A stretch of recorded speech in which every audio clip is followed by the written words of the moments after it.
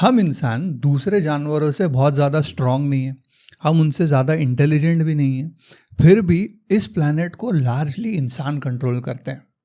और इस प्लैनेट के ऊपर जितने भी जानवर हैं, जितनी भी स्पीसीज़ हैं, उनका फ्यूचर और फेट भी काफ़ी हद तक हम कंट्रोल करते हैं और चाहे तो कंट्रोल कर सकते हैं, है ना। आप एक शेर, एक एलिफेंट, एक व्हेल, एक चिंपैंजी का एग्जाम्पल अगर ले लो, तो हम इंडिविजुअली उनसे ज़्यादा इंटेलिजेंट नहीं है, ना ही फिजिकली स्ट्रांग है उनसे, फिर भी हम उनको डोमिनेट करते हैं। वो हमारे मोहताज है आज की डेट में। अगर इंटेलिजेंस का मतलब ये नहीं कि जैसे कि स्कूल का एग्ज़ाम का पेपर अगर मुझे दे दो और एक एलिफेंट को दे दो तो शायद मैं उसमें कामयाब हो जाऊंगा, लेकिन रियल टेस्ट तो नेचर में होता है। सोचो अगर कोई डेजर्टेड आइलैंड के ऊपर इन सारे जानवर को और एक इंसान को छोड़ दिया जाए और बोला 1 महीने या 1 साल तक सरवाइव करो, तो एक इंसान कितने दिन तक टिकेगा? क्योंकि उसको ना अपना खाना ढूंढना आता है, ना उसको शिकार करना आता है, ना उसको शिकारी जानवर से बचना आता है। वो इतना इंटेलिजेंट है ही नहीं कि वो अपने आप अलोन सरवाइव कर पाए जैसे कि दूसरे जानवर करते हैं। क्योंकि देखो तो हम जो इंसान है, हम इंसान हमारे खाने के लिए किसी और पे डिपेंडेंट है, हमारे शेल्टर्स बनाने के लिए किसी और पे डिपेंडेंट है, फिर भी हम लोग इस दुनिया को इतने अच्छे से डोमिनेट करते हैं। इस सवाल का जो जवाब है वो बहुत फैसिनेटिंग है। तो वो जो चीज़ है जो इंसानों को बहुत स्पेशल बनाती है और इंसान जिसके वजह से इतने कामयाब है दुनिया में, वो वजह यह है कि इंसान लार्ज स्केल पे, लार्ज नेटवर्क्स में एक दूसरे के साथ कोऑपरेट करके काम कर सकते हैं। ये इंसानों की सबसे बड़ी ताकत है। आप दुनिया के अंदर, दुनिया की हिस्ट्री में इंसानों ने किया हुआ कोई भी बड़ा अचीवमेंट अगर देख लो, तो वो एक लार्ज स्केल कोऑपरेशन रहा है बिटवीन ह्यूमन बींग्स। मतलब अलग अलग लोग एक जगह जुड़ के काम करें तब जा कर के कुछ अचीव करें। जैसे कि इंसान ने चांद पे कदम रखा, ये बहुत बड़ा अचीवमेंट था, लेकिन ऐसा तो नहीं था ना कि नील आर्मस्ट्रॉन्ग अकेला उड़ गया और पहुंच गया चांद के ऊपर। ऐसा नहीं था, बहुत सारे लोग उसमें जुड़े हुए थे। कुछ लोग स्पेसक्राफ्ट बना रहे थे, है ना, कुछ लोग उसका मैथ कर रहे थे कि भाई कैसी चीज़ें होंगी, कुछ लोग उसके लिए खाना बना रहे थे, कुछ उसके लिए स्पेस सूट बना रहे थे, जो सूट वो पहन के गया था। हर कोई अपना अपना काम कर रहा था और मिलियंस ऑफ लोगों ने उसको फंडिंग किया, पैसा दिया, तब जाके वो कामयाब हो पाया, तब जाके इंसानियत ने वहाँ पहुँची चांद के ऊपर। तो हिस्ट्री में कुछ भी उठा के देख लो, आप पिरामिड देख लो या ताजमहल देख लो या मून मिशन देख लो, हर जगह पर इंसान ने बड़े बड़े काम तभी किए हैं जब वो आपस में कोऑपरेट करते हैं एक दूसरे के साथ। तो ये सबसे बड़ा सवाल बन जाता है कि क्या वजह है कि इंसान एक दूसरे के साथ इतने लार्ज नेटवर्क्स में, इतने लार्ज नंबर्स में कोऑपरेट कर पाते हैं, एक मिशन के लिए काम कर पाते हैं। इसकी वजह क्या है? और इसका आंसर बहुत ज़्यादा इंटरेस्टिंग है, जो कि युवाल हरीरी करके एक राइटर है, उसने दिया। उसने बहुत फेमस किताबें भी लिखी हैं। सेपियंस करके जो किताब थी बहुत हिट हुई थी, इसकी बहुत फेमस हुई थी।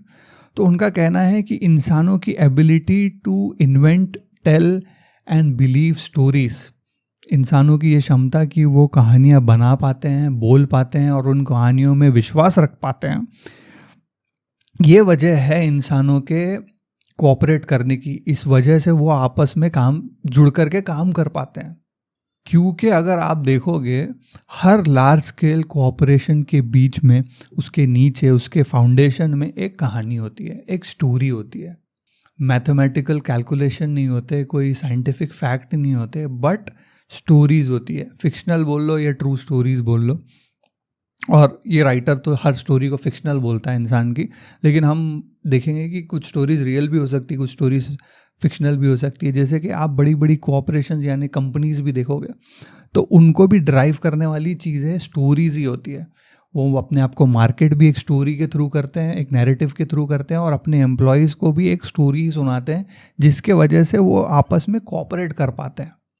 अब इस चीज़ को हम एक बहुत ही अमेजिंग एग्जाम्पल के साथ समझते हैं।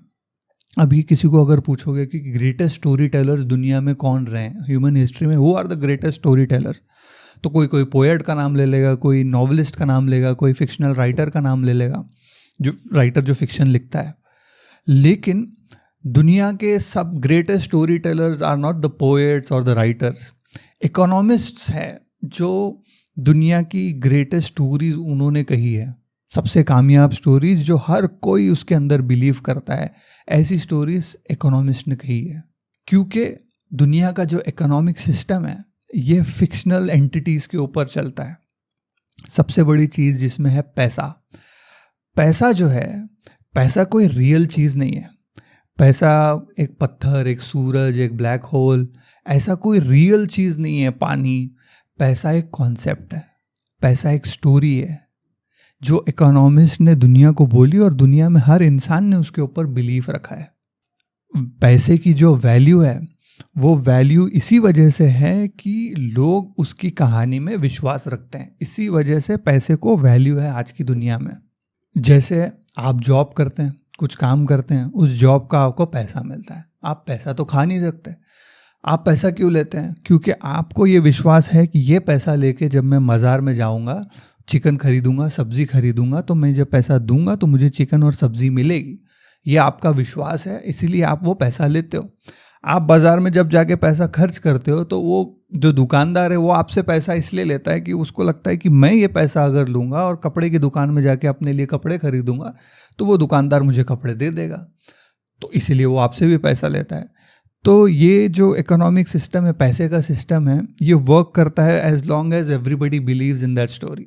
जब तक सबका विश्वास है उस स्टोरी में, तब तक पैसे के ऊपर वैल्यू है, पैसे की वैल्यू है।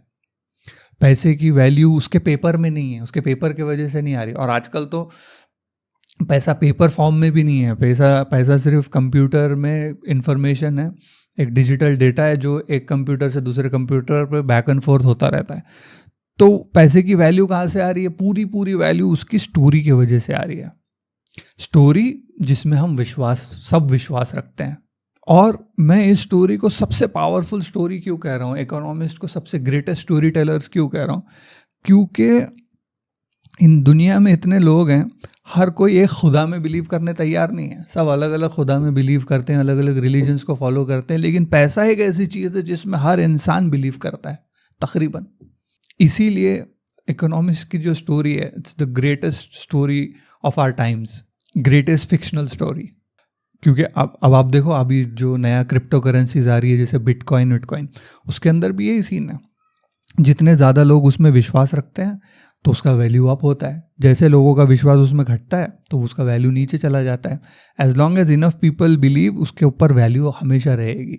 जिस दिन इंसानों ने वो स्टोरी बिलीव करना बंद कर दी बिटकॉइन की, तब बिटकॉइन वर्थलेस हो जाएगा। और इस चीज़ का दूसरा और सबसे ऑब्वियस एग्जाम्पल है रिलीजन। रिलीजन एक ऐसी चीज़ है जो कि स्टोरीज पे बेस्ड है। आप हर रिलीजियस बुक को उठा करके देख लो, उसमें कहानियाँ हैं ज़्यादातर करके, है ना। तो उन कहानियों में मिलियंस ऑफ पीपल बिलीव एक सेम स्टोरी में, इसीलिए वो एक जगह आकर के एक चीज़ के ऊपर उनसे काम हो जाता है। वो कोऑपरेट कर लेते हैं, चाहे वो मंदिर बनाना हो, मस्जिद बनाना हो, या चर्च बनाना हो, या क्रूसेड करना हो, या वॉर लड़ना हो। ये सब एकजुट होकर के काम करते हैं क्योंकि वो एक सिमिलर स्टोरी में बिलीव करते हैं। अगर आप लेटेस्ट इजराइल फ़लस्तीन का जो वॉर है, जो ज़मीन के ऊपर चल रहा है, जेरूसलम के वजह से जो वॉर होते हैं दुनिया में हुए हैं और अब भी जो हो रहे हैं, वो क्या है? जेरूसलम की जो ज़मीन है, ऐसा तो है नहीं कि वहाँ सोना है, डायमंड है, या ऑयल है, या वो जगह बहुत खूबसूरत है एस्थेटिकली, कि है ना वहाँ साइट सीइंग के लिए लोग जाते हैं। ऐसा कुछ भी नहीं है। उस ज़मीन का वैल्यू और उस ज़मीन के लिए जो लड़ाई है वो सिर्फ और सिर्फ स्टोरीज़ के वजह से है। 3 दुनिया के मेजर रिलीजन, 2 मेजर और एक छोटा रिलीजन, लेकिन एंशिएंट रिलीजन, वो उनके पास कुछ कहानियाँ हैं जो सब एक अपनी अपनी सेट ऑफ स्टोरीज़ में बिलीव करते हैं। कि कौन सी फिक्शनल है, कौन सी रियल है, उसमें अभी हम नहीं जा रहे। हम सिर्फ इंसानों की साइकोलॉजी को समझने की कोशिश कर रहे हैं कि हर कोई एक सेट ऑफ स्टोरीज़ में बिलीव करता है और उसके लिए लड़ने मरने तैयार है और मारने भी तैयार है। कितने भी लेवल के, बड़े लेवल के क्राइम अगेंस्ट ह्यूमैनिटी करने तैयार है, just because they all believe in one story. इतनी पावरफुल होती है स्टोरी टेलिंग इंसानों के दिमाग के ऊपर। और इस चीज़ को जानने का, इस चीज़ को समझने का क्या फ़ायदा है? अगर आप ये बात सोचो, सबसे पहले जैसे कि जो हमारी इकोनॉमिक स्टोरी है, जो पैसा है, जो फिक्शनल स्टोरी पे बेस्ड है, उसको समझने की सबसे बड़ा फ़ायदा ये है कि जब आपको ये रियलाइज़ हो जाता है कि कोई चीज़ फ़िक्शनल है, इंसानों ने बनाई हुई है, तो आप उसको चेंज कर सकते हो, आप उसके ऊपर इम्प्रूवमेंट कर सकते हो, है ना? कि ये ऐसा हो गया कि जैसे कि पर्दा हटा के या बोनट खोल के किसी गाड़ी का इंजन देखने जैसा है कि हाउ इट एक्चुअली वर्क्स। क्योंकि हम लोग कैसे हो जाते हैं, दुनिया में पैदा हो जाते हैं, पैसा ऑलरेडी एग्जिस्ट करता है, हमेशा से करता रहा है, तो हम उसके बारे में ज़्यादा सोचते नहीं कि सिस्टम बदल सकता है या नहीं। लेकिन जब इनर वर्किंग्स किसी चीज़ की आप देख लोगे तो आपका दिमाग खुलता है और आप सोच सकते हो ऑब्जेक्टिवली चीज़ों के बारे में, इंस्टेड कि बहाव में बह गए और चीज़ें ऐसे लग रहा है कि जैसी थी वैसे ही चलती रहेगी ज़िंदगी भर। ऐसा भी नहीं है, चीज़ें बदली जा सकती है। ये आपको रियलाइज़ तभी होगा जब आप उसकी इनर वर्किंग्स को समझेंगे। तो ये इसीलिए बहुत फैसिनेटिंग लगा था मुझे जब मैंने इस राइटर को, युval नोआ हरारी को, ये कहते हुए सुना था कि इंसानों की सबसे बड़ी ताकत स्टोरी टेलिंग है। और सही बात है ना, आप देखो कि कोई भी रिलीजियस किताब उठा के देख लो, हाँ, अब तो उसके अंदर स्टोरीज ही है। अब वही है कि फिक्शनल है, रियल है, वो अपनी अपनी आस्था के ऊपर डिपेंड करता है, लेकिन स्टोरी से ही ऊपर वाला भी हमारे को जो है तो हिदायत भी जो देता है या जो भी चीज़ में लेसन्स देना चाहता है, तो वो भी स्टोरीज के थ्रू दी जाती है। दुनिया के अंदर हम बड़ी बड़ी कंपनीज खड़े कर देते हैं, वो भी स्टोरीज के थ्रू होती है। लोग अपना प्रोडक्ट मार्केट करते हैं, अपने आप को बेचते हैं, in the sense that they market themselves as an actor और as a businessman through stories. जितनी पावरफुल और कन्विंसिंग आपकी स्टोरी रहेगी, उतना पावरफुल आप दुनिया में बन सकते हो। ये चीज़ है ना, एक बहुत ही इंटरेस्टिंग है और बहुत बहुत फैसिनेटिंग चीज़ है। अगर इस चीज़ को आप समझ ले तो इस चीज़ को हार्नेस भी कर सकते हैं अच्छे कामों के लिए।